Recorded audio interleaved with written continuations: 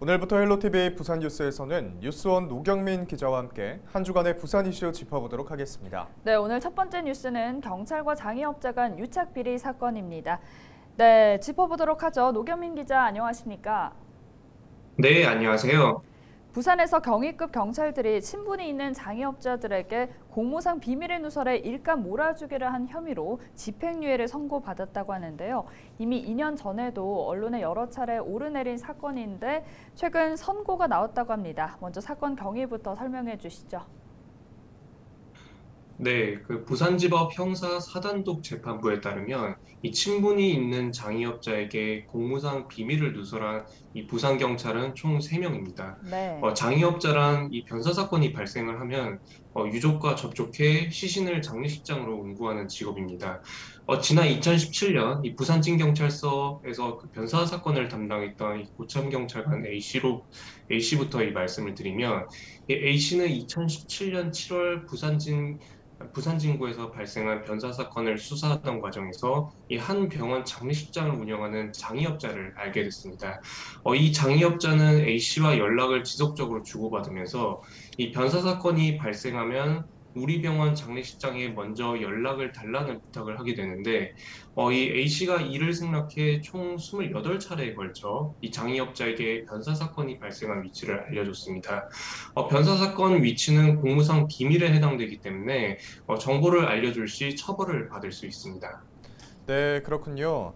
그런데 이 청탁 과정에서 경찰이 장의업자로부터 대접받은 정황이 있었다고 하는데요.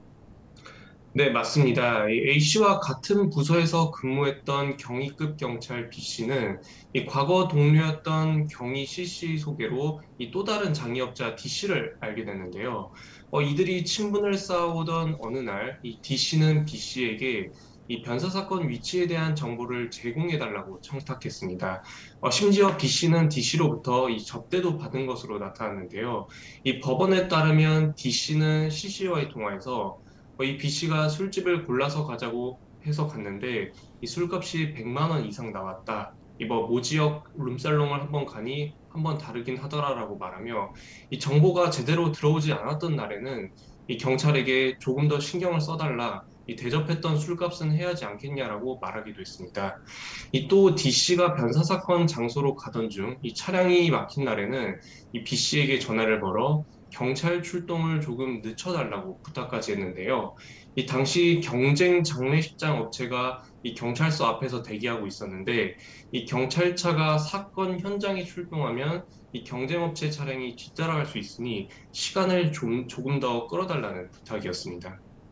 네, 일어나서는 안 되는 다소 충격적인 사건으로 보이는데요. 재판부의 판단은 어떻습니까?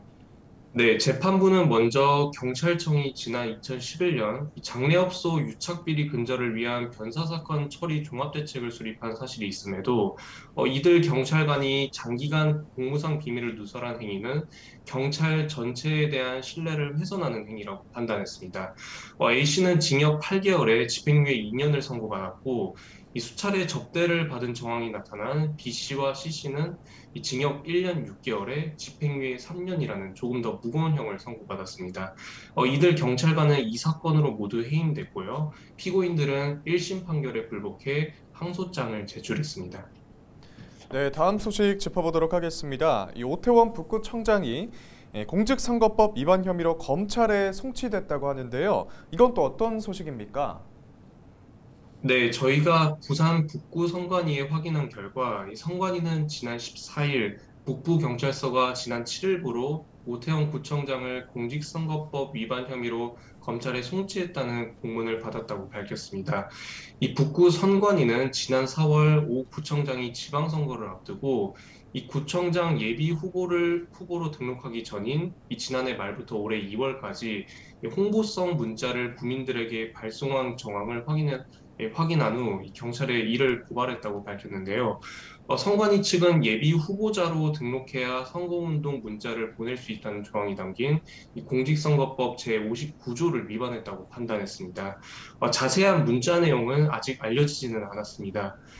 이에 대해 오 구청장은 해당 문자가 선거운동과는 전혀 관련이 없다는 입장이었습니다. 오 구청장은 지난 2월 출판 기념회 당시 나왔던 이 기부 이야기에 대한 기사를 이 직원이 캡처해서 주민들에게 문자를 보낸 것일 뿐, 이 선거와는 전혀 관련이 없다고 주장했습니다. 네, 오 구청장의 공직선거법 위반 여부 검찰이 어떻게 판단할지 지켜봐야겠습니다. 노경민 기자 수고하셨습니다. 네, 감사합니다.